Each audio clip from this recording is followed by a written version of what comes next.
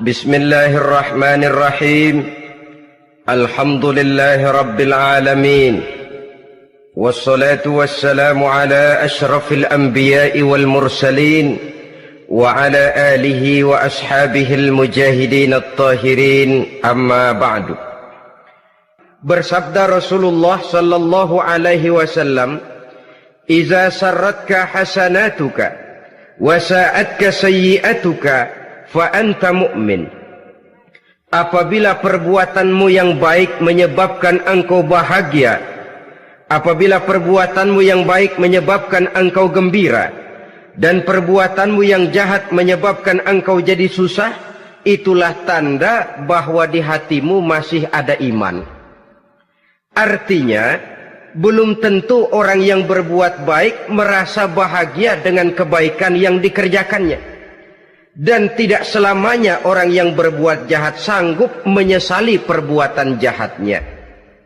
Oleh karenanya, apabila iman masih ada, apabila hati masih hidup, perbuatan yang baik menyebabkan orang gembira, perbuatan yang jahat menyebabkan orang susah dan gelisah hatinya. Ini mengandung pelajaran. Sekali kita berbuat baik, jangan sekali-kali menyesali kebaikan itu. Sebaliknya, satu kali kita melakukan kesalahan, hendaknya selalu menyesalinya. Kadang-kadang dalam kehidupan, karena orang tempat kita berbuat baik itu rupanya membalas air susu dengan air tuba, kita lalu menyesali kebaikan. Lahirlah kata-kata, "Nyesal saya nolong dia." Ibarat pepatah katanya, nolong anjing kejepit. Waktu kejepit setengah mati kita tolongin, begitu selesai dia dari kejepitnya malah kita digigitnya.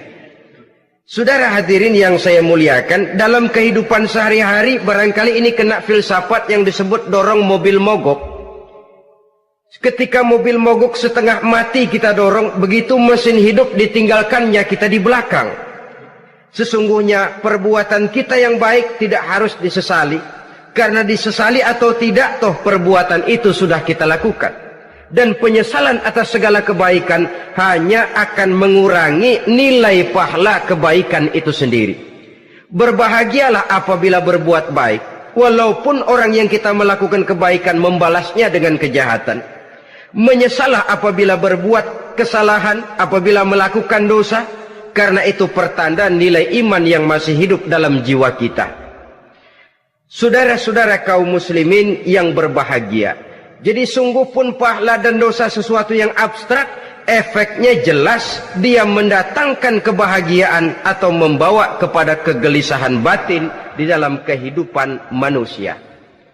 Orang di zaman materialis kurang terangsang berbuat pahala dan terdorong melakukan dosa. Kenapa? Karena pahala tidak kelihatan, dosa tidak nampak. Kalau pahala kelihatan, barangkali nggak kuat kita mikul pahala. Kalau dosa benjol, umpama tiap bikin dosa palanya benjol, barangkali sudah nggak karu-karuan kepala kita. Baik pahala, baik dosa, sesuatu yang tidak nampak oleh pandangan mata zahir, tapi yang punya efek dalam kehidupan ini. Orang yang banyak pahalanya dengan orang yang banyak dosanya, kalau dia berjalan barangkali sulit kita membedakan. Tapi efeknya dalam kehidupan ini jelas adanya. Sesuatu yang bernama pahala kita perlukan, karena hidup tidak berhenti hingga di sini. Sesuatu yang bernama dosa harus kita hindarkan, karena ada kelanjutan sesudah hidup yang sekarang ini. Kehidupan dari satu pertanggungan jawab. Itu sebabnya Imam Ghazali dalam bahasa yang indah sekali berpesan, "Jadidis safinah fa innal bahra amiq wa khuziz zad fa innas safara ba'id." Perbarui selalu kapalmu, rawat, jaga baik-baik, dandani kapalmu, fa innal bahra amiq, karena sesungguhnya lautan ini sangat dalam. Satu bahasa yang indah dari tamsil terhadap kehidupan. Perbaiki kapalmu karena lautan ini sangat dalam. Artinya, jaga baik-baik hatimu, pelihara iman dan keyakinanmu, karena hidup ini bagaikan gelombang lautan. tempo-tempo air tenang, tempo-tempo ombak menggila dan menggunung. Jaga iman baik-baik karena hidup penuh dengan cobaan dan ujian. Itu maksudnya. Wa khuziz zad fa inna safara ba'id. Dan bawa bekal yang banyak karena perjalanan hidup ini sangat panjang. Perjalanan ini sangat jauh. Kita kalau pergi keluar kota tentu saja membawa bekal. Makin jauh kota yang akan kita tuju, makin banyak bekal yang harus kita bawa. Alangkah sengsaranya manusia apabila dia akan pergi ke satu kota yang jauh, modalnya cuma nekat. Bagaimana nanti di sana sajalah. Tidak membawa bekal sebagaimana yang sewajarnya. Hal yang semacam ini senangnya sih belum tentu, keblangsak dan susahnya sudah kebayang. Itu dalam kehidupan di dunia ini. Bagaimana kalau sudah bicara tentang kehidupan yang akan datang? Karena sesungguhnya hidup ini merupakan satu perjalanan yang sangat panjang. Sejak kita tinggal di alam arwah, pada saat jasad belum lagi diciptakan Allah, ruh sudah diciptakannya lebih dahulu. Sampai kemudian kita pindah ke alam rahim, alam kandungan ibu. Untuk kemudian berpindah kepada kehidupan dunia. Dari dunia ini kita pindah ke alam barzakh. Di sana tinggal kita 100 tahun mungkin, 100.000 tahun mungkin, 1 juta tahun mungkin, menunggu saat datangnya kiamat. Lalu dari alam barzakh pindah kita ke alam akhirat. Satu perjalanan yang sangat panjang. Alangkah malangnya, alangkah sengsaranya jika tahu kita begitu panjangnya perjalanan hidup ini, tidak ada bekal yang kita bawa. Artinya kesengsaraan, kesulitan yang bertali-tali sudah jelas akan menimpa kita. Kalau pergi kita keluar kota membawa bekal uang, membawa bekal makanan, apa bekal yang mesti kita bawa? Apabila kita kembali ke alam barzakh, kembali ke alam kubur, berkumpul di padang mahsyar di akhirat nanti, nasi yang mau kita bawa? Uang yang mau kita bawa? Tentu tidak lagi. Karena kehidupan materialis selesai di atas liang lahat. Bila masuk kita ke liang lahat, disitulah pahala dan dosa memegang peranan yang sangat penting. Maka pada pertemuan malam ini, kita akan bicara tentang pahala dan dosa itu. Saudara-saudara kaum muslimin rahimakumullah. Yang dinamakan pahala, kata Imam Ali Al-Jurjani dalam kitab At-Ta'rifatnya, ma yastahiqqu bihi ar-rahmatu wal maghfiratu minallahi ta'ala. Sesuatu yang pelaksananya berhak untuk mendapat rahmah dan ampunan dari Allah. Dengan kata lain, nilai pahala adalah akibat dari perbuatan-perbuatan di dalam melaksanakan perintah dan anjuran yang ada di dalam kehidupan agama. Apabila perintah dan anjuran kita laksanakan, nilai pahala itu lalu datang. Nah, nilai pahala dalam Islam, menurut konsepsi Quran, Allah menjelaskan, man jaa bil hasanati falahu asyru amsalihha. Barang siapa yang datang membawa satu kebajikan, barang siapa yang melaksanakan satu kebaikan, maka dia akan mendapat balasan 10 kali dari kebaikan yang dikerjakannya. 10 kali ini pun masih dilipat gandakan dengan 7. 7 ini pun masih dikalikan 100. Dan itu pun masih ditambah dengan pernyataan wallahu yudha'ifu liman yasha. Allah masih akan melipat gandakan perbuatan baik seseorang yang dikehendakinya. Itulah nikmatnya dalam Islam. Tetapi sebaliknya, wa man jaa bisayyi'ati fala yujza illa mislaha.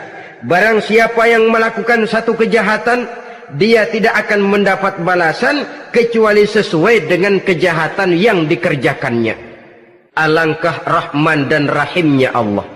Orang yang berbuat baik dibalas 10, dikali 7, dikali 100, masih dilipat gandakan pula. Tapi orang yang berbuat jahat tidak akan mendapat balasan kecuali sesuai dengan kejahatan yang dikerjakannya. Ini kan beda dengan sifat kita manusia. Kita ini kadang-kadang kalau dijitak membalasnya mukul. Tapi kalau orang berbuat baik kepada kita, kita enggan untuk berbuat baik kepada orang tadi. Allah tidak mengajarkan begitu. Satu kebaikan berbalas 10. Satu kejahatan berbalas dengan satu kejahatan. Maha Rahman dan Rahim Allah. Bahkan dalam Islam, niat berbuat baik saja mendapat pahala. Sedangkan niat berbuat jahat belum ditulis merupakan satu dosa sampai kejahatan itu dikerjakan oleh orang yang niat tadi. Umpamanya, saudara niat, nanti malam giliran pengajian saya mau hadir di majelis taklim. Pas datang waktu malam, hujan turun sangat lebat. Saudara berhalangan datang ke majelis taklim, saudara sudah mendapat pahala niat. Tapi saudara niat, nanti malam kalau turun hujan, saya mau bongkar rumahnya si fulan, saya mau curi seluruh harta bendanya. Ternyata malam saudara tidak mengerjakan perbuatan itu belum ditulis dosa sampai perbuatan itu benar-benar dikerjakan. Tapi lalu jangan macam-macam. Kalau begitu niat aja yang baik, biar nggak usah dikerjain. Niat aja pengen ngaji walaupun tidak ada niatan untuk ngaji. Allah lebih tahu tentang apa yang terdetik di dalam hati sanubari kita. Itulah sebabnya sangat dianjurkan orang untuk melakukan segala macam kebajikan, dan dianjurkan orang menjauhkan segala macam bentuk kejahatan, karena dia akan berefek melahirkan dosa dan pahala. Dosa dan pahala itulah alat untuk memperoleh kebahagiaan di alam kubur, di padang mahsyar, sampai di akhirat nanti. Di dunia ini mungkin segalanya bisa kita beli dengan yang namanya uang. Keamanan kita bisa menyewa petugas untuk menjaga rumah kita. Kendaraan yang mewah bisa kita beli. Udara yang sejuk bisa kita ciptakan. Siapa banyak uang, dia raja. Mungkin itu di dunia. Tapi bisa apa uang kalau kita sudah masuk ke alam kubur? Bisakah munkar nakir kita sogok? Udah karkir, jangan nanya nih, cepet. Bisakah malaikat azab menyingkir dengan uang semir? Ternyata tidak. Untuk memperoleh kebahagiaan di sana, nilai pahala. Kesengsaraan akan kita dapat kalau kita banyak menumpuk dosa. Oleh karena itu jangan beranggapan, pahala nggak kelihatan, dosa juga nggak kelihatan, biarin saja. Yang tidak kelihatan ini pada waktunya akan memegang peranan yang sangat penting.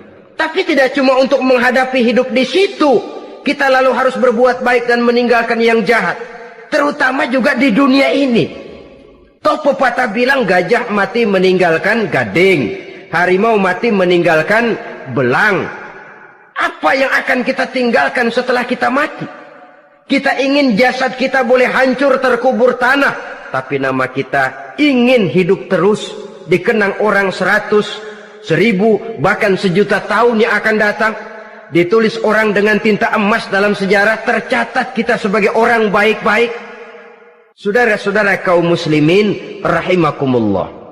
Lalu perbuatan apa yang bisa mendatangkan pahala itu? Saudara-saudara, semua perbuatan yang diperintah dan dianjurkan oleh Allah, yang dikerjakan dengan ikhlas hanya untuk mencapai ridho Allah, mendatangkan pahala. Kadang-kadang menurut pendapat kita remeh, tapi nilainya di sisi Allah besar. Itu pahala. Menghitung pahala itu hak prerogatif Allah. Perbuatan yang ringan Allah mau berikan ganjaran yang besar, itu urusan Allah. Misalnya, kata Nabi, la tahkiranna minal ma'rufi syai'an. Jangan kamu menganggap remeh perbuatan baik walaupun kecil. Jangan merasa sulit melakukan perbuatan yang mengandung pahala. Bertemu dengan teman, muka kita cerah, berpahala. Menyingkirkan duri di jalanan, berpahala. Menolong orang yang sesat, memberitahu orang yang bertanya, berpahala. Tidak sulit kalau kita mau. Yang diperintah dan dianjurkan oleh agama itu perbuatan yang mengandung nilai-nilai pahala. Masalahnya cuma tinggal mau atau tidak dan dikerjakan dengan ikhlas. Bertemu teman mukanya cerah, pahala. Menyingkirkan duri di jalanan, pahala. Sedekah, pahala. Tidak berupa perbuatan, bisa berupa ucapan. Misalnya bersolawat, pahala. Bertasbih dan bertahmid, pahala. Kata Nabi, kalimatani khafifatani 'alal lisan, saqilatani fil mizan. Ada dua kalimat yang enteng di lidah tapi berat di timbangan akhirat nanti. Apa itu? Subhanallah walhamdulillah. Itu kan amalan yang ringan, perbuatan yang mudah saja, tapi nilainya demikian besar dalam pandangan Allah. Jadi pendeknya, perbuatan yang bernilai pahala adalah perintah dan anjuran agama yang dilaksanakan dengan ikhlas semata-mata untuk mencapai ridho Allah, itu mengandung pahala. Niat dasarnya itu harus karena Allah, landasannya harus karena ikhlas. Bukan cuma sekedar basa-basi, tidak karena ingin dipuji orang, tidak karena mengharap tanda jasa, tapi ikhlas semata-mata. Dari perbuatan yang paling kecil dan mudah sekali sampai kepada amalan-amalan yang besar dan memerlukan biaya yang besar, seperti melaksanakan ibadah haji, seperti jihad fi sabilillah, membangun masjid, membangun pondok-pondok pesantren, membangun pusat-pusat kesehatan, membangun jalan-jalan umum, termasuk menjaga keamanan. Jangan dikira loh, siskamling umpamanya, menjaga keamanan kampung tidak berpahala. Kalau diniatkan ibadah, menjaga ketenangan warga supaya mereka tekun ibadah, ikhlas karena Allah, itu juga bernilai ibadah. Keluar kita dari rumah, pergi pagi, pulang sore, peras keringat, banting tulang cari nafkah buat menghidupi anak istri kita. Kalau diniatkan ibadah, melaksanakan kewajiban sebagai kepala rumah tangga, membantu orang tua sebagai anak, itu juga perbuatan-perbuatan yang mengandung pahala. Yang terbaik sesuai dengan bidang kehidupan kita. Ada orang yang dinamakan abid, ahli ibadah, pahala yang paling baik bagi dia banyak-banyak tahajud, sembahyang malam, wirid, zikir, tasbih. Ada yang dinamakan orang alim, pahala yang paling baik buat orang macam ini mengajar, menyebarkan ilmu, mendakwahkan Islam. Ada yang disebut wali, pejabat pemerintah, petugas. Amalan pahala yang paling baik buat orang semacam ini melayani masyarakat, bekerja di bidangnya sesuai dengan profesinya. Saudara hadirin yang saya hormati, jadi dengan demikian perbuatan-perbuatan yang mengandung nilai-nilai pahala ini bisa perbuatan yang menurut kita kecil namun punya nilai besar. Apalagi perbuatan besar dengan biaya yang besar, tentu makin besar juga pahala yang disediakan oleh Allah Subhanahu wa ta'ala. Oleh karenanya, kalau kita bercermin dari ayat Quran, hidup ini kesempatan untuk berbuat baik. Huwallazi khalaqal mauta wal hayata liyabluwakum ayyukum ahsanu amala. Dialah Allah, Tuhan yang telah memberikan hidup dan mati kepadamu untuk menguji kamu, siapa di antara kamu yang paling baik amal perbuatannya. Jadi tidak saya rinci, tapi cukuplah satu penjelasan global. Perbuatan yang berpahala adalah perbuatan melaksanakan perintah Allah atau anjuran Allah dengan dasar ikhlas, dengan tujuan untuk mencapai ridho Allah semata-mata. Lalu apa perbuatan yang mengakibatkan dosa itu? Saudara-saudara, dosa lahir akibat melakukan larangan Allah atau mengerjakan yang dicelaknya. Nah, para ulama ada yang membagi dosa itu menjadi dua bagian. Ada dosa-dosa kecil, ada dosa-dosa besar. Tetapi sebenarnya ditinjau dari segi hakikatnya, kalau sudah melakukan satu kesalahan yang mengakibatkan dosa, jangan dilihat besar dan kecilnya, tapi kepada siapa dosa itu kita kerjakan. Sebab kalau dosa kita anggap satu yang kecil, orang akan terangsang untuk mengerjakan yang kecil-kecil saja. Sehingga dengan demikian yang kecil pun akan menjadi besar kalau ditumpuk-tumpuk. Sedangkan yang besar bisa saja menjadi kecil kalau selalu diiringi dengan permohonan ampun kepada Allah. Itu sebabnya para ulama sufi, orang-orang tasawuf mengatakan la saghair ma'al istimrar wala kabair ma'al istighfar. Tidak ada dosa yang kecil kalau dikerjakan terus-menerus, dan tidak ada dosa yang besar kalau digempur tiap saat dengan perbuatan istighfar atau memohon ampun kepada Allah Subhanahu wa taala. Cuma saja pada umumnya karena dosa-dosa kecil itu lebih mudah taubatnya, dan ada janji Nabi, barang siapa yang meninggalkan dosa-dosa besar akan diampuni dosa-dosanya yang kecil-kecil. Oleh karena itu, pada kesempatan ini kita akan juga bicarakan apa saja yang termasuk klasifikasi dosa-dosa besar, dengan harapan kita bisa menjaga diri, menyelamatkan diri, jangan sampai terjatuh ke dalam dosa-dosa yang besar tadi. Tetapi bukan berarti kita harus terangsang melakukan dosa-dosa yang kecil. Ah, biarin kecil ini, tobatnya gampang. Ah, dosa kelas teri. Ah, dosa itu kan tidak kelihatan. Lalu terangsang melakukan perbuatan dosa-dosa walaupun kecil, kalau berlarut terus-menerus dia akan tumbuh menjadi dosa yang besar. Oleh karenanya jangan sampai mengundang pengertian kalau kita membicarakan dosa-dosa yang besar lalu terangsang melakukan dosa-dosa yang kecil. Karena bagaimanapun juga dosa kecil dan dosa besar sama dalam arti kepada Allah kita melakukan kesalahan. Dan dosa yang kecil pun kalau bertumpuk dia akan menjadi banyak. Saudara-saudara kaum muslimin rahimakumullah, ada beberapa jenis dosa-dosa besar. Jenis yang pertama asyirku billah, syirik atau menyekutukan Allah. Dari sekian deretan dosa-dosa besar, syirik ini merupakan bapak moyangnya dosa. Dedengkotnya dosa itu syirik, menyekutukan Allah.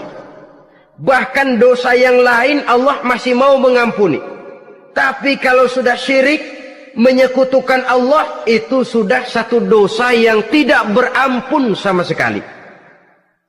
Oleh karena itu tepat pesan Imam Ghazali tadi, jadi di safinah fa innal bahra amik, jaga iman, pelihara akidah, dandani kapal. Karena hidup ini gelombang lautan sangat dalam, hidup banyak cobaan. Di dalam hidup di zaman sekarang ini, saudara bisa perhatikan, di mana tensi ekonomi tinggi, lapangan kerja sulit, persaingan hidup makin tajam, sifat egois dan individualis tumbuh di mana-mana, rasa solidaritas sosial menurun, sifat gotong royong musnah. Orang mudah potong kompas, potong jalan. Ingin cepat kaya, ingin cepat naik pangkat, ingin dapat kedudukan. Kadang-kadang akidah pun terjual, akidah pun musnah, jatuh ke jurang syirik pun tidak jadi soal. Itu yang kita khawatirkan. Kalau dosa-dosa yang lain Allah masih mau mengampuni, tapi kalau sudah jatuh kepada syirik, Allah sama sekali tidak akan memberikan ampun. Dalam kaitan dengan ini barangkali tepat sinyalemen Imam Ali itu. Andai kata kemiskinan merupakan satu kepribadian, saya akan membunuhnya lebih dahulu. Artinya memang kemiskinan ini sering mendorong orang kepada jurang kemusyrikan. Tidak tahan menghadapi godaan perut akibat tensi ekonomi yang tinggi, lapangan kerja yang sulit. Iman pun jadilah ditukar dengan 3 liter beras. Akidah pun jadilah dibarter dengan 3 bungkus supermi, dengan pakaian bekas, dengan obat-obatan.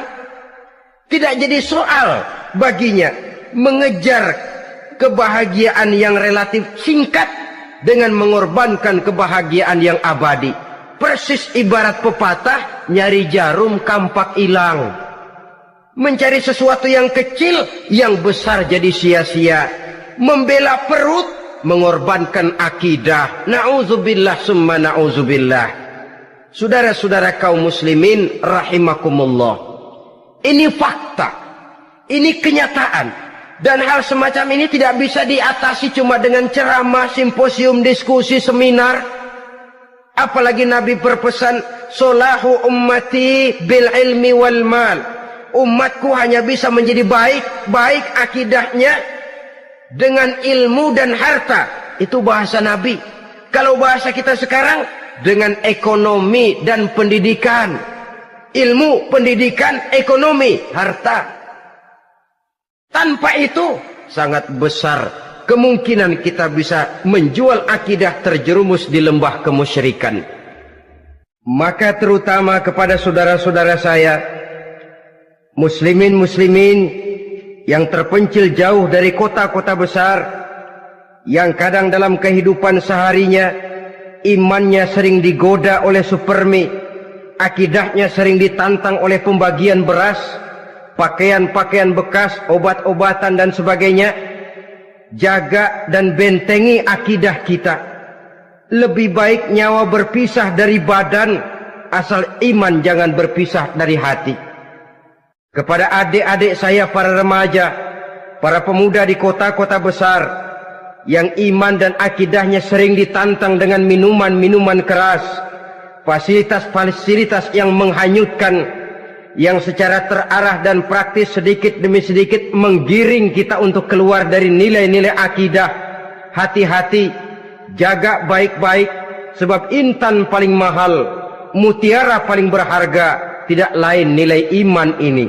Tergelincir kita daripadanya, jatuh ke lembah kemusyrikan, jatuh ke satu dosa yang teramat besar, yang Allah tidak akan pernah memberikan ampun lagi. Ini dosa besar yang pertama.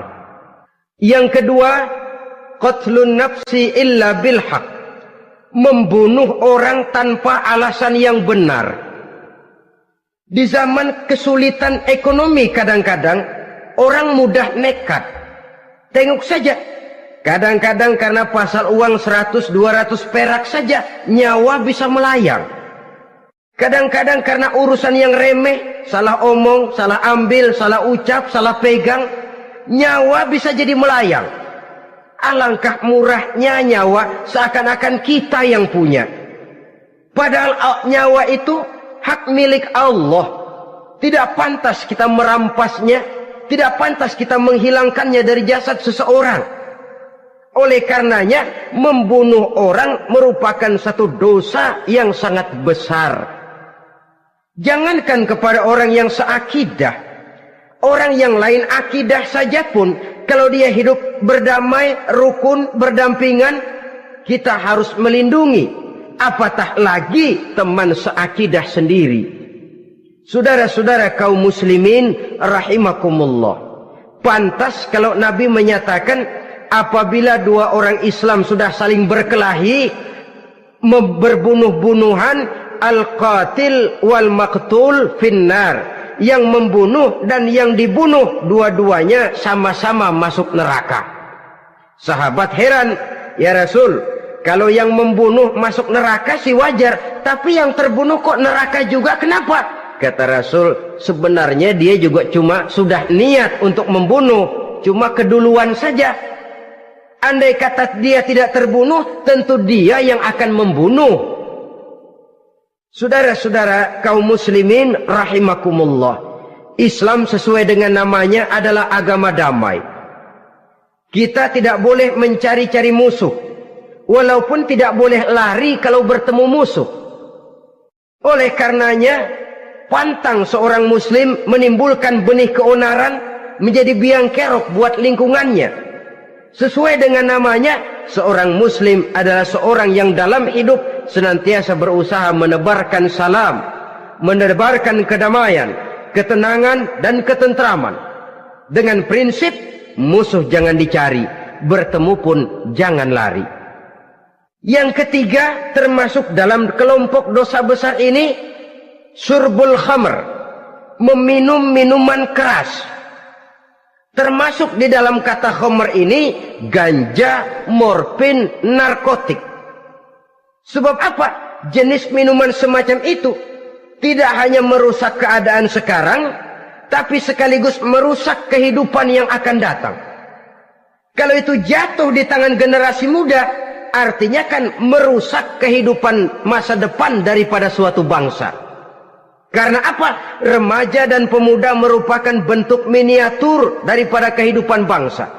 Akan bagaimana warna umat Islam di Indonesia, bahkan akan bagaimana warna Indonesia 30, 40, 50 tahun yang akan datang, remaja sekarang jawabannya.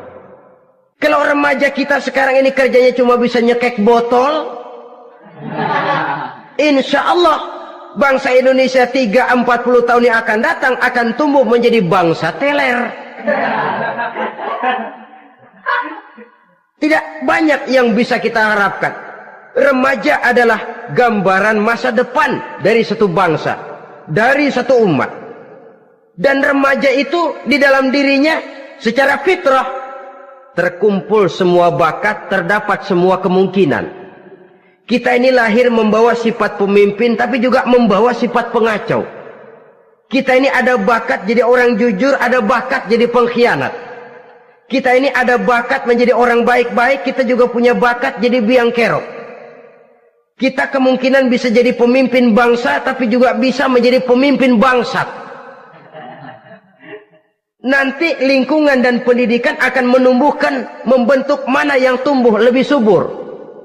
Kalau lingkungan dan pendidikannya lebih banyak bercerita tentang kejujuran, maka nilai kejujuran yang akan tumbuh lebih banyak dalam jiwanya. Dan insya Allah diharapkan dia akan menjadi manusia yang jujur di kelak kemudian hari nanti. Dan masalah minuman keras ini sebenarnya berkait. Kita tidak bisa cuma menyalahkan remaja saja, menyalahkan pemuda saja. Karena bagaimanapun masalahnya kompleks. Menghancurkan sesuatu tanpa melihat kausalnya, tanpa melihat sebab akibatnya, kan sama juga bohong.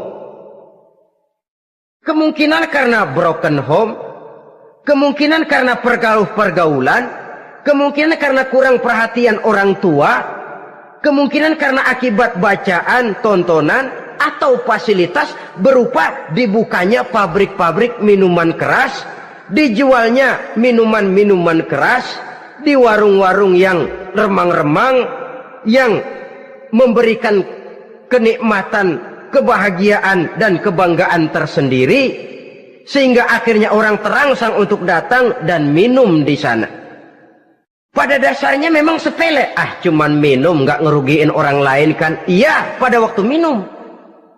Tapi dikala sudah mabuk, out of control, apapun bisa kita lakukan.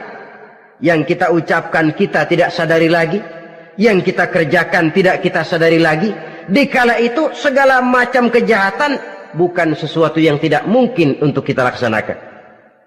Nggak ngerugiin orang lain, memang pada saat mau minum. Tapi begitu minum, mabuk, kita bisa merugikan orang lain. Setidaknya merugikan diri sendiri. Pertumbuhan IQ menjadi lemah, semangat kehidupan hilang, gairah kerja menurun, kalau tidak ada sama sekali. Lalu apa yang bisa kita lakukan di dalam kehidupan? Dan akan lebih celaka kalau ini menimpa kehidupan generasi muda kita. Kadang-kadang yang ironi ya, kalau yang orang tuanya mampu barangkali masih tertolong, tapi yang orang tuanya kondisi ekonomi lemah masih kepengen teler juga. Orang tuanya nggak mampu masih pengen mabuk. Dari ganja, morfin nggak dapat, akhirnya kaleng cet diisepin. Yang penting kan bisa teler, mendatangkan satu kebahagiaan tersendiri. Itu sebabnya memang satu kejahatan menurut teori polisi ya hanya bisa terjadi karena faktor N dan K, niat dan kesempatan. Niat ada, kesempatan ada, jadi orang jahat. Kurang salah satunya, biasanya kejahatan terbendung. Niat ada, kesempatan tidak ada, sulit berbuat jahat. Kesempatan ada, niat tidak ada, tidak mungkin orang jahat. Tapi yang paling dominan sebenarnya niat. Kalau niat sudah kuat, kesempatan bisa dicari. Kesempatan bisa diciptakan. Biar hansip nongkrong, ditungguin lengahnya. Ya biarin. Jam 11 sampai jam 2 matanya melotot, jam 3 dia mulai ngulet, ngempet. Nah, di saat itu saya masuk ke rumahnya. Kalau niat kuat, kesempatan bisa diciptakan. Dan kalau sudah niat, ini masalah hati. Kalau sudah masalah hati, menyangkut soal moral. Moral artinya sudah masuk kepada kehidupan agama. Saudara-saudara kaum muslimin rahimakumullah. Yang keempat yang termasuk jenis dosa besar, az-zina, perbuatan zina. Di zaman pergaulan bebas dengan prinsip free love, free sex ini, tengok sudah berapa banyak gadis-gadis bergelimpangan jadi korban. Berapa banyak bayi-bayi yang lahir ke dunia tanpa tahu kemana dia mesti memanggil bapak. Apakah deretan jumlah korban ini masih harus bertambah lagi? Paling tidak, biarlah yang sudah jadi korban, tapi jangan bertambah lagi hendaknya. Masing-masing kita berupaya menahan diri. Termasuk dalam kategori zina ini, yang merupakan cabang-cabangnya, liwat, homoseks, lesbian, masturbasi. Bahkan masturbasi itu termasuk jenis zina tangan. Dan itu juga merupakan satu dosa. Di samping dosa juga merusak diri. Karena bagaimanapun juga dia akan mengurangi kemampuan daya pikir seseorang. Maka agama memberikan jalan keluar. Pesan Nabi, ya ma'syara syabab, man istata'a minkumul ba'at falyatazawwaj. Hai para pemuda, kata Nabi, barang siapa di antara kamu yang sudah bisa ba'at, yang sudah mampu ba'at. Ba'at itu artinya memberikan nafkah, baik nafkah zahir maupun nafkah batin. Falyatazawwaj, maka hendaklah dia kawin. Jadi yang maksud ba'at ini ya nafkah zahir, ya nafkah batin. Kita kadang-kadang cuma bisa ngasih nafkah batin saja sudah merasa pokoknya kan saya sanggup untuk kawin, lalu kawin tanpa kehilangan, dengan kehilangan pertimbangan. Saudara-saudara, wa illam yastati, adapun kalau dia belum mampu, fa alaihi bisyam, hendaknya dia banyak puasa. Fa innahu lahu wija, karena puasa itu akan merupakan benteng jangan sampai orang memperturutkan hawa nafsunya. Andai kata puasa belum hobi, banyaklah olahraga para pemuda, para remaja. Karena dengan olahraga, pemikiran untuk memperturutkan hawa nafsu agak sedikit terkendali dan energi tersalurkan dalam bentuk yang positif. Pendeknya kreatif, banyak kegiatan. Ini pesan Imam Syafi'i tepat itu. Kata beliau, inni ra'aitu wuqufal ma'i yufsiduh, insala toba wa illam yajri lam yatib. Aku melihat air kalau diam rusak, tapi kalau dia mengalir jernih. Air kalau ngendap, nggak ngalir, nyamuk nyarang di situ, bisa jadi sumber penyakit. Manusia hidup begitu. Kalau nggak punya kegiatan, nggak kreatif, kerjanya cuma delohom, ayam-ayam, akhirnya jadi ngerusak. Ngomongin orang, si Ano ngapa? Ano. Kebangetan nggak ngapa-ngapain, orang aja dipontenin. Orang diomongin, lahirlah namimah, lahirlah ghibah. Saudara-saudara, air itu kalau ngendap ada aja yang nyarang. Tapi kalau dia ngalir, orang ada kesibukan, insya Allah dia tidak akan jatuh kepada sesuatu yang bisa mengundang dosa. Isilah waktu dengan hal-hal yang bermanfaat, karena hidup ini singkat dan tidak berjalan mundur ke belakang. Mundur hancur, berhenti diinjak orang. Sekali melangkah, jangan surut mundur ke belakang. Homoseks, terlepas dari penyakit kejiwaan. Sekarang ini kan sudah ada persatuan kaum gay katanya, meminta perlakuan yang sama dan agar dibolehkan kawin sesama mereka. Secara manusiawi boleh, secara manusiawi kita hargai mereka. Tapi dari kacamata agama, ini jelas merupakan penyimpangan. Dan penyimpangan merupakan suatu dosa, terlepas dari pertimbangan manusiawi. Jangan karena terlalu memperturutkan suara manusiawi, lalu kita mengesampingkan agama. Termasuk lesbian, wadon karo wadon. Kalau homo itu kan lanang karo lanang katanya. Saudara-saudara kaum muslimin rahimakumullah, ini bukan penyakit baru. liwat, homoseks sudah dikenal dari zamannya Nabi Lut. Laki dengan laki. Lesbian dari zaman istrinya Nabi Lut. Terlepas dari penyakit kejiwaan, dari segi agama, ini merupakan penyimpangan dan merupakan dosa yang besar. Yang kelima, yang termasuk jajaran dosa kelas kakap, qazful mu'minina wal mu'minat, menuduh orang mukmin yang baik-baik, laki atau perempuan, melakukan perbuatan zina sehingga hancur namanya di masyarakat. Ini merupakan satu perbuatan dosa yang sangat besar dan sangat dimurkai oleh Allah. Saudara-saudara kaum muslimin rahimakumullah. Oleh sebab itu ditentang masalah ini, kalau memang tidak ada saksi, jangan sembarang kita enteng lidah menuduh orang lain berbuat zina, menuduh orang lain berbuat serong. Dosanya kelewat besar di dalam kehidupan.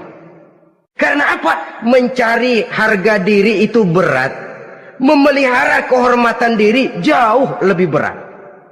Satu kali orang dihancurkan namanya di masyarakat, dia akan terisolir jadinya. Oleh karenanya, berlindung kita kepada Allah, jangan sampailah dihinggapi oleh sifat ini. Karena sentimen kita kepada seseorang, karena hasad kita kepada seseorang, tidak senang melihat orang lain lebih maju, lalu lidah ini seenaknya saja mengucapkan kata. Padahal sanksi dan resikonya sangat besar. Yang kita tuduh barangkali mendapat pahala dari Allah. Kita sendiri yang menuduh tanpa saksi, tanpa alasan yang benar, mendapat dosa yang sangat besar. Saudara-saudara, memang kadang-kadang aneh dalam hidup ini. Seorang pelacur biasanya bisa menjaga mulutnya di masyarakat, kata-katanya baik, sopan. Kenapa? Karena mulut yang satu sudah tidak terjaga.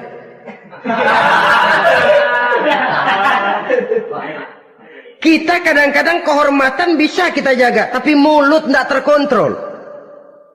Ngomong saenake dewe, bikin orang mangkel, kesal, fitnah sana, fitnah sini, menghancurkan nama baik orang, ngomongin yang macam-macam.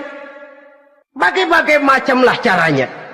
Saudara-saudara kaum muslimin yang berbahagia. Jadi dengan demikian, menuduh orang lain berbuat zina, sedangkan orang itu tidak pernah melakukannya, ini termasuk satu dosa yang sangat besar di dalam kehidupan ini. Yang keenam, al-'aqu bil walidain, durhaka kepada ibu bapak. Seorang anak, bagaimanapun banyak nilai ibadahnya, banyak kebaikan di masyarakat, menyandang berbagai macam gelar, pangkat dan jabatannya tinggi, tapi kalau sudah durhaka kepada kedua orang tuanya, alamat hidup tidak lagi membawa keberkahan. Dan itu dosa yang sangat besar. Sampai Nabi sabdakan, ridho Allah ada di dalam keridhaan ibu bapak, murka Allah pun ada di dalam kemurkaan ibu dan bapak. Walaupun belum tentu setiap kita orang tua, tapi yang jelas setiap kita adalah anak, dan setiap anak punya ibu dan bapak. Jangan sampai kacang lupa kepada kulitnya. Saudara-saudara kaum muslimin rahimakumullah, durhaka kepada ibu bapak merupakan perbuatan yang sangat dimurkai oleh Allah. Apalagi ibu yang telah melahirkan kita, bahkan mengandung kita. Begitu juga bapak yang telah berusaha peras keringat banting tulang untuk mengasuh membesarkan kita. Tidak ada perbuatan baik yang kita lakukan untuk bisa menebus kebaikan daripada ibu dan bapak kita. Setidaknya kalau belum bisa berbuat baik kepadanya, kepada keduanya, janganlah menyakiti hati keduanya. Itu saja dulu yang harus dijaga. Kadang-kadang sudah berbuat baik enggak, nyakitin melulu. Sudah nyenangin belum bisa, saban sehari nyakitin saja. Padahal kedua orang tua itu doanya manjur, sebagaimana sumpahnya juga bisa jadi kenyataan, dan sering bahkan menjadi kenyataan. Sampai ibu bapak sudah wafat, sudah meninggal sekalipun, kewajiban berbakti masih harus terus dilakukan oleh seorang anak. Lalu yang ketujuh, at-tawalli yaumaz zahfi, berpaling pada hari pertempuran. Orang sedang sibuk-sibuk menghadapi musuh, maksudnya berjuang membela agama ini, dia lari menyelamatkan diri. Pengecut, mental munafik. Ayo, kalau demi agama, mari kita maju ke depan. Allahu Akbar. Yang besar Allah, yang lain kecil semua. Maju. Orang lain maju serentak, dia mundur jauh ke belakang. Mental munafik, mental calo, istilah sekarang ini. Oh, itu calo, mental calo. Tuhan gedek banget itu. Coba ya, calo itu paling sibuk nyuruh penumpang naik. Tapi sementara penumpang naik sampai ke tempat tujuan masing-masing, calonya nggak kemana-mana, diem aja di situ. Cuma orang aja disuruh naik. Saudara-saudara, kerja bakti, orang turun ke comberan, dia naik ke tempat tidur. Mundur di hari pertempuran, menyebabkan orang lain gugur, dia sendiri menyelamatkan diri. Mental pengecut, mental munafik, itu merupakan dosa yang sangat besar. Saudara-saudara kaum muslimin rahimakumullah. Itu sebabnya agama itu memerlukan keberanian. Memang, tapi bukan keberanian yang tanpa perhitungan. Sebab berani tanpa berhitung namanya berani babi. Kita berani kalau benar, kita harus takut kalau salah. Jangan dibalik. Salah berani, nekat namanya. Benar takut, pengecut namanya. Orang yang pengecut adalah orang yang takut membela kebenaran. Orang yang nekat sesungguhnya udah salah nggak malu lagi. Udah salah nekat lagi. Merasa rugi berbuat kebaikan, puas kalau berbuat kejahatan. Padahal Nabi pesan, siapa yang berbuat dosa sambil tertawa, nanti dia akan masuk neraka sambil menangis. Karena itu dipesan pula di dunia ini, sering-seringlah mencuci mukamu dengan air mata taubat. Cuci lidahmu dengan zikir kepada Allah. Bersihkan hatimu dengan air ikhlas. Saudara-saudara kaum muslimin rahimakumullah. Kan ada toh orang berbuat baik nggak gembira, tapi berbuat jahat malah puas. Atau sama saja orang lain berbuat baik, hatinya kesel. Orang lain berbuat jahat, dia malah mendukung. Atau orang lain tergelincir berbuat jahat, dia malah girang. Ini kan tidak objektif. Karena yang berbuat baik, orang yang dia keselin, dia nggak seneng. Tetapi karena yang berbuat jahat, orang yang dia senengin, dibenerin juga. Itu nggak objektif namanya. Mundur di hari pertempuran pada saat saudara-saudara kita sedang menghadapi musuh, sikap pengecut yang sangat dibenci Allah. Yang kedelapan, termasuk kelompok dosa besar, aklu malil yatim, makan harta anak yatim. Kadang-kadang ada orang mengeksploitir loh nasib anak-anak yatim. Karena biasanya para dermawan peka kalau mendengar nasib yatim, memberikan santunan. Si yatim belum makan, yang ngurusin udah pada kenyang. Mengeksploitir, memakan harta anak yatim termasuk dosa yang sangat besar. Sehingga Nabi pesan, ana wa kafilul yatim kahataini yaumal qiyamah. Aku dan orang yang menyantuni anak yatim seperti dua jari ini di hari kiamat. Rumah yang paling dimuliakan Allah adalah rumah yang di dalamnya ada anak yatim yang hidupnya dihormati, hidupnya disantuni, keperluannya dicukupi.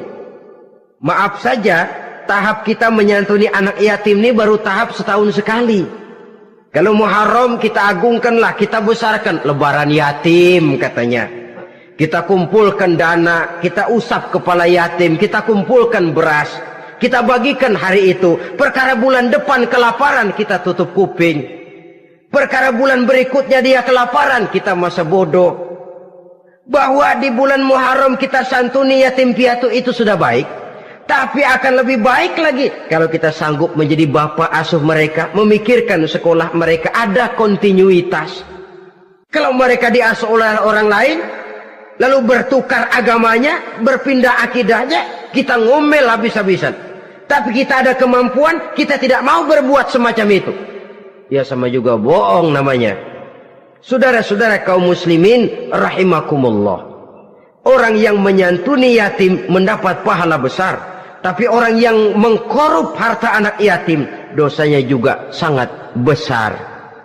Berhati-hatilah kalau kita diberikan kepercayaan oleh masyarakat untuk mengurus anak-anak yatim, karena pahalanya besar, resikonya juga besar. Yang kesembilan, syahadatuz zur, sumpah palsu. Sebab sumpah palsu ini menggunakan nama Allah untuk sesuatu yang tidak benar. Nama kita saja dibawa untuk yang tidak benar, kita jengkel.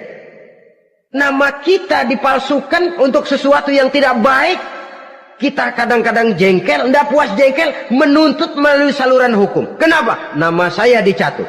Bagaimana lagi kalau nama Allah kita pakai untuk bersumpah, sumpahnya palsu, menguntungkan kita, merugikan orang lain, Allah murka betul. Maka sumpah palsu termasuk deretan dosa-dosa besar. Apalagi yang ke-10, aklur riba, makan riba alias renten. Ini kan yang cepat mendatangkan uang. Kadang-kadang kalau yang bikin riba itu orang awam barangkali, ya masih kita maklumin. Kadang-kadang penyakit ini datang menimpa mereka juga yang kita kenal kebaikannya. Bahkan suka datang ke musola, rajin ke masjid kadang-kadang. Riba masih dimakannya. Karena ini cara cari duit paling enak. Duit utuh, tambahnya terus masuk. Na'udzubillah summa na'udzubillah. Itu yang diibaratkan dalam perjalanan Mi'raj waktu Nabi diperlihatkan neraka. Orang perutnya sebesar rumah dililit ular. Diseret-seret itu hancur perutnya, dibulatkan lagi, diseret lagi, hancur lagi, dibulatkan lagi, terus menerus begitu. Dia berteriak, mengerang, mengeluh, mengaduh kesakitan. Nabi tanya, itu apa Jibril? Itu contoh dari umatmu yang suka makan riba Muhammad, makan renten. Saudara-saudara, ini kan mencekik leher orang. Orang sedang kesulitan, kelihatannya sih baik, menolong, tapi di belakang menolong itu nyekek. Di belakang nolong itu nyekek. Dan nyekek itu sebenarnya tujuan utamanya. Orang yang menjalankan riba pada dasarnya tidak punya peri kemanusiaan kok. Kalau dia kelihatannya mau menolong, kelihatannya motifnya mencari untung di belakang itu. Jauh dari kemanusiaan. Yang ke-11, saudara-saudara, termasuk jajaran dosa besar itu qat'ur rahim, memutuskan silaturahmi. Marah, hobi sama marah. Kalau 3 hari nggak marahan sama orang, ngebet palanya. Selalu nyari gara-gara. Kalau udah marah berlaku perpanjangan waktu. Tahun, 2 tahun, kadang-kadang seumur hidup. Saudara hadirin yang saya muliakan. Apalagi mengurangi timbangan termasuk kelas dosa besar. Makan suap termasuk dosa besar. Semir menyemir dosa besar. Apalagi bunuh diri. Nah ini, bunuh diri dosa besar. Kadang-kadang karena sulit nekat, daripada hidup susah mendingan mati sekali-kali. Apa dikira kalau mati urusan selesai? Belum. Termasuk memotong anggota badan sendiri, dosa besar. Kayak belum lama ada kesulitan ekonomi, mau lebaran, alat vitalnya dipotong. Berita-berita koran, itu pun dosa besar. Nah kan badan saya sendiri, ya badanmu sendiri, tapi yang ciptakan Allah, yang berikan Allah, kenapa mesti dipotong?